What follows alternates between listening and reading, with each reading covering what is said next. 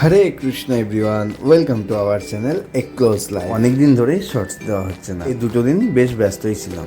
এখন থেকে শর্টস ব্লগগুলো কন্টিনিউ আসবে। তো এখন রেডি হয়ে আমরা দুজন চলে যাচ্ছি মামার বাড়ি, সঙ্গে একটা গীতা সেট আর ক্যালেন্ডারও নিয়ে নিয়েছি। এবারে গীতা জয়ন্তীতে মাস্টারবাবু আমাদেরকে কিছু গীতা দিয়েছেন প্রচার করার জন্য, তাই ভাবলাম মামা বাড়ি যখন যাচ্ছি সেখানে নিয়েই যাই, যদি ওখানে প্রচার করতে পারি। তো যাই হোক, সেখানে যাওয়ার আগে আমরা ঢুকেছিলাম অসীমপুর বাড়ি। তো ওনারাও রেডি হয়ে গীতা প্রচার করতেই বেরোচ্ছে। ওনাদের বাড়িতে যাওয়ার একটাই কারণ, প্রভুদের বাড়ির প্রোগ্রামের দিন আমি ব্যাগটা ফেলে রেখে এসেছিলাম, সেটাই নিতে এসেছি। সেখান থেকে বেরিয়ে সোজা চলে গেছিলাম গোশালায়। প্রায় অনেক দিন ধরে গোশালা আসা হয় না, তাই ভাবলাম পাশ দিয়ে যখন যাচ্ছি একবার ঘুরেই যাই।